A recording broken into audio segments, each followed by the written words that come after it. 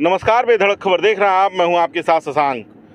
पूर्वांचल की राजनीति के कैसे चेहरे का आज समापन हो गया। पंडित हरिशंकर तिवारी की हम बात कर रहे हैं, जो जब 1985 में राजनीति में आए तो उसके बाद से लगातार 2007 तक उन्होंने राजनीति में अपना दबदबा कायम रखा।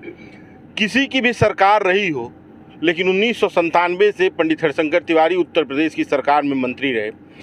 उन्हीं के जीवनी के बारे में, उनके जीवन काल के बारे में और इस अध्याय के बारे में हम बातचीत करेंगे पटरी व्यापारी पार्टी के राष्ट्रीय अध्यक्ष सुधीर झा से, चूँकि लंबे समय से ये गोरखपुर और पूर्वांचल की राजनीति देख रहे हैं और पंडित जी से भी जुड़े रहे हैं। सुधीर जी, ये जो वक्त है ये बड़ा कठिन है। पूर्वांचल की राजनीति के एक ऐसे शख्सियत का, एक ऐसे चेहरे का आज अंत हो गया जिसने पूर्वांचल और प्रदेश की राजनीति में ही नहीं, पूरे देश की राजनीति में गोरखपुर की एक अलग छाप बनाई, अपनी एक अलग छाप बनाई। कैसे देखते हैं इस दिन को आप? देखिए, ये आज बहुत दुखद दिन है। हमारे पास शब्द नहीं है कि इसको किस तरीके से किया जाए। माननीय पंडित हरिशंकर तिवारी से हम लोग छात्र जीवन से ही जुड़े रहे और वह लगातार कई दशक मंत्री रहे। पहला चुनाव वह जेल में रह कर के जीते थे। सोचिए उनके कितने अनुयायी और कितने समर्थक थे। वो जेल से पहला चुनाव वो जीते थे। उसके बाद लगातार विधायक और मंत्री हर सरकार में रहे। सरकारों में उनका इतना पैठ था और इतनी अच्छे संबंध थे कि अटल बिहारी वाजपेयी माननीय प्रधानमंत्री जब थे तो आदरणीय प्रधानमंत्री जी से भी उनका व्यक्तिगत एक लगाव था। उनका स्नेह और प्यार उनको सीधे मिलता था। राजीव गांधी जी प्रधानमंत्री रहे, इंदिरा गांधी प्रधानमंत्री रहे। तो एक छोटी सी गांव के राजनीति से शुरू करके जिस तरीके से माननीय पंडित हरिशंकर तिवारी जी ने गोरखपुर में एक राजनीति का जो एक अपना वर्चस्व और अपना वो एक स्थापित जो किया, जो चिल्लू पार में एक अपना एक लोगों को लेकर के एक जो है मजबूती से एक राजनीति में जो स्तंभ स्थापित किया, उसका ये देन था कि गोरखपुर के राजनीति में एक गौरव के रूप में माननीय पंडित हरिशंकर तिवारी माने जाते थे। हम नौजवानों के एक आदर्श के रूप में माने जाते थे। माननीय पंडित हरिशंकर तिवारी हम लोग के प्रेरणा सेतु के रूप में माने जाते थे। और मेरे ही नहीं, हमको लगता है कि पूर्वांचल के हर वो ज़मीन से उठने वाले नेताओं के प्रेरणा से माननीय पंडित हरिशंकर तिवारी होंगे, क्योंकि एक गांव से निकल करके, आप सोचिए, एक गांव के निकल करके एक व्यक्ति आज इस मुकाम पे था कि प्रधानमंत्री से लेकर के कोई भी व्यक्ति रहा हो, उनसे निरंतर मतलब एक संवाद उनका स्थापित होता रहा है।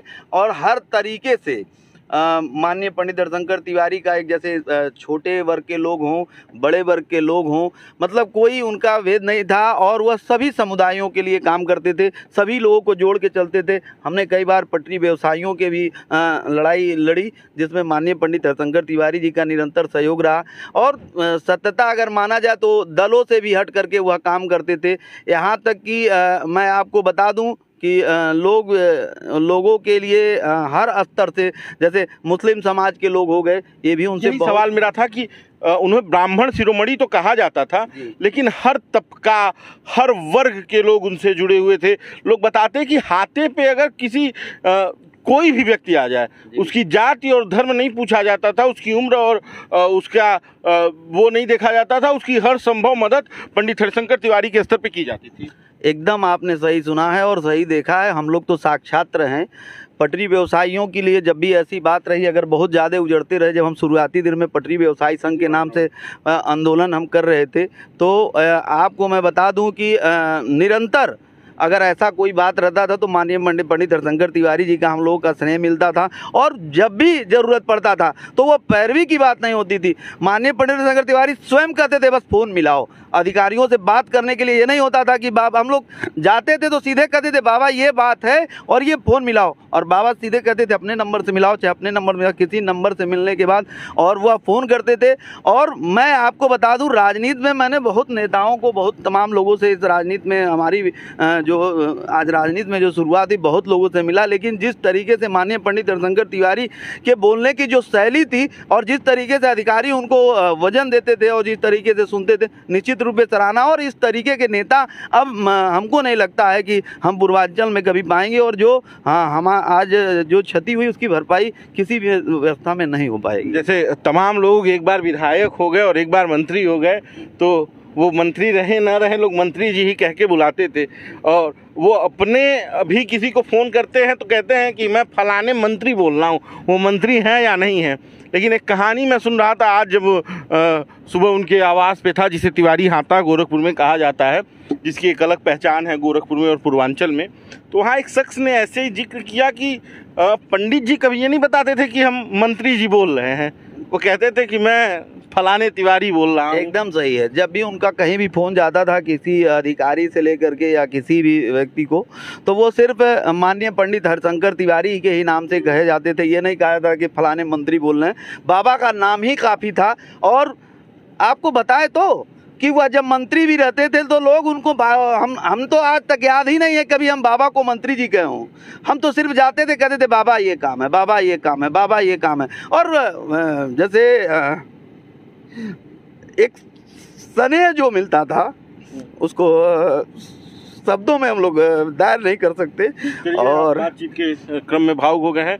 एक अंतिम सवाल आपसे कर लेते हैं, चूँकि ये वक्त तो कठिन है सबके लिए, जो लोग उनसे जुड़े रहे और जो लोग इस परिस्थिति उनसे जुड़े रहे और इस परिस्थिति को देख रहे हैं। बड़ा एक अलग औरा था, तमाम मुख्यमंत्री और नेता मंत्री उनके संपर्क में आते थे और हाथे पे आते थे।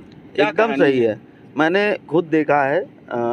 नरेंद्र दत्त तिवारी जी जब मुख्यमंत्री हुआ करते थे, ओम प्रकाश चौटाला जी मुख्यमंत्री हुआ करते थे हरियाणा के, शब्बू सोरेन साहब मुख्यमंत्री हुआ करते थे। इन लोगों से माननीय पंडित हरिशंकर तिवारी जी के ऐसे संबंध थे, एक बार समझ लीजिए कि वह कुछ नहीं थे, फिर भी उनके पास आकर के ये लोग बैठते थे और इनके ऐसे मधुर संबंध थे कि मतलब ये लगता नहीं था कि आप अगर कहा जाए तो पंडित हरिशंकर तिवारी एक अपने में ऐसे व्यक्तित्व थे कि मुख्यमंत्री भी उनके सामने बैठने में बेहिचक समझते थे।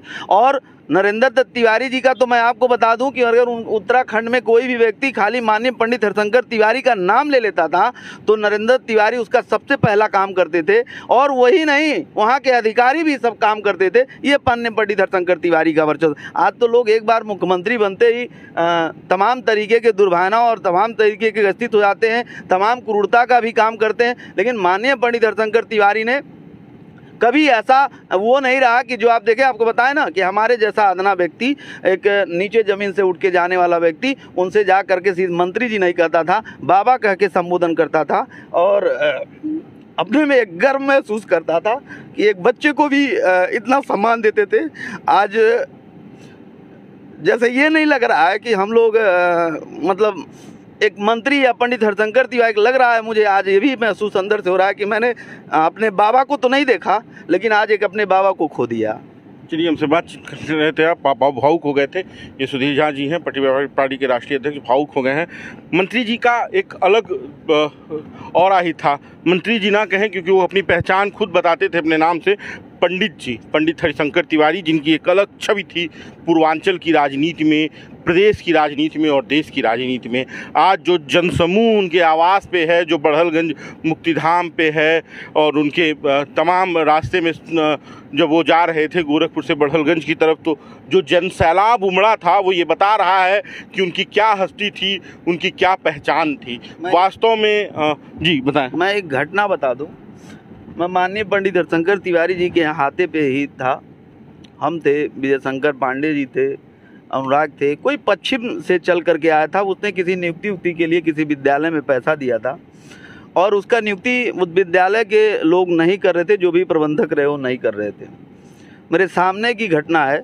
वो आए तो वो पश्चिम की तरफ से, गांव भी मुझे नहीं याद है, बस ये है कि पश्चिम की तरफ। तो बाबा ने पूछा कि इतने दूर से तुम मेरे पास क्यों आए? तो उन्होंने कहा बाबा किसी ने कहा कि अगर आप कह देंगे तो वो कर देंगे। तो कहे अच्छा कल। और उसके बाद वो अपने एक भोजपुरिया अंदाज में उन्होंने कहा ए विजय फ़ोन मिला हुआ।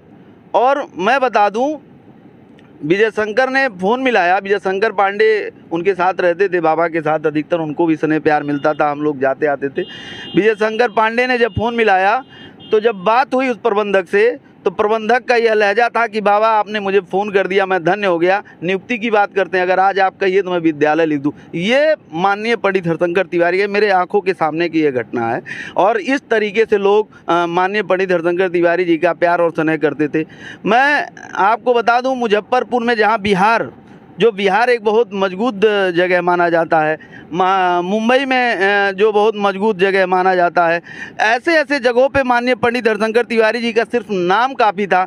हमने देखा है कि जब ट्रेनों में चलते थे तो आज तो हॉलीवुड और बॉलीवुड को लोगों के लिए जिस तरीके से लोग देखने नहीं जाते हैं, जब माननीय पंडित हरिशंकर तिवारी जब ट्रेन से जब दिल्ली और लखनऊ या तमाम जगहों के लिए जब सफ़र करते थे तो लोग देखने के लिए एक हुजूम आती थी कि पंडित हरिशंकर तिवारी जी जा रहे हैं। ये उनका एक लोकप्रियता था, ये एक ज़मीनी वो था, जिसको बता तो रहा हूँ कि अगर माननीय पंडित हरिशंकर तिवारी जी के बारे में अगर लिखा जाए तो मतलब कागज़ और कलम उठाने के बाद वो पन्ने कम हो जाएंगे, लेकिन उनके इतिहास नहीं कम होंगे। और हर उस काम को माननीय पंडित हरिशंकर तिवारी ने किया है जो मुमकिन नहीं, नामुमकिन था, उस काम को एक पल में करने का एक उनके अंदर वो था ना। और वो इतना ज़मीन से कह तो रहे हैं आपको कि हर उस गरीब, हर उस नौजवान, हर उस नेता के प्रेरणा स्रोत हैं पंडित हरिशंकर तिवारी, जो ज़मीन से उठ रहा है।